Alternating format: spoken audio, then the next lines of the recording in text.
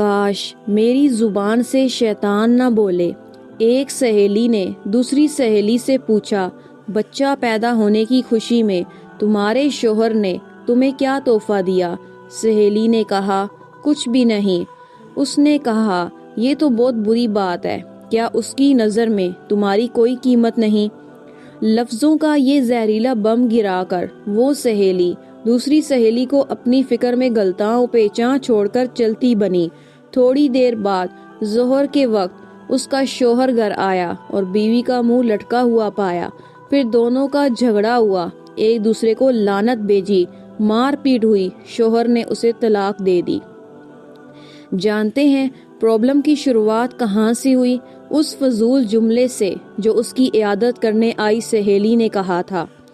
اسی طرح اسد نے حامد سے پوچھا، تم کہاں کام کرتے ہو؟ حامد، فلاں دکان میں۔ ماہانہ کتنی تنخواہ دیتا ہے؟ حامد، 18,000 روپے۔ اسد، 18,000 روپے بس؟ تمہاری زندگی کیسے کٹتی ہے اتنے پیسوں میں؟ حامد گہری سانس کھینچتے ہوئے، بس یار کیا بتاؤں۔ میٹنگ ختم ہوئی۔ کچھ دنوں کے بعد حامد اب اپنے کام سے بیزار ہو گیا اور تنخواہ بڑھانے کی ڈیمانڈ کر دی، جسے مالک نے رد کر دیا۔ نوجوان نے جاب چھوڑ دی اور بے روزگار ہو گیا۔ پہلے اس کے پاس کام تھا، اب کام نہیں رہا۔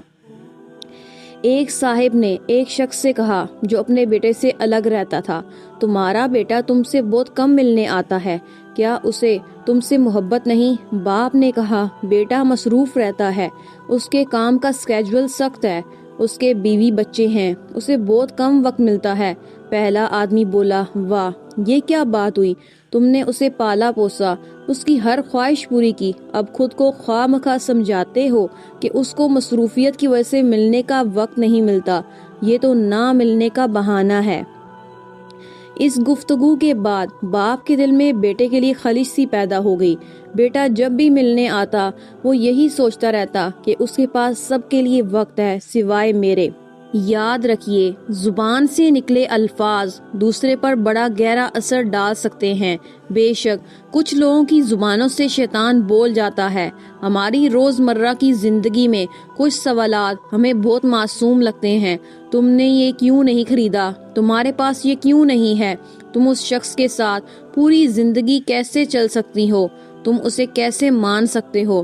اس طرح کے بیشتر سوالات نادانی میں یا بلا مقصد ہم پوچھ بیٹھتے ہیں، جبکہ یہ بھول جاتے ہیں کہ ہمارے یہ سوالات سننے والے کے دل میں نفرت یا محبت کا کون سا بیج بو رہے ہیں۔ آج کے دور میں ہمارے ارد گرد یا گھروں میں جو فسادات ہو رہے ہیں ان کی جڑ تک جایا جائے تو اکثر اس کے پیچھے کسی اور کا ہاتھ ہوتا ہے۔ وہ یہ نہیں جانتے کہ نادانی میں یا جان بوجھ کر بولے جانے والے جملے کسی کی زندگی کو تباہ کر سکتے ہیں۔ فساد پھیلانے والے نہ بنو، لوگوں کے گھروں میں اندھے بن کر جاؤ اور وہاں سے گونگا بن کر نکلو۔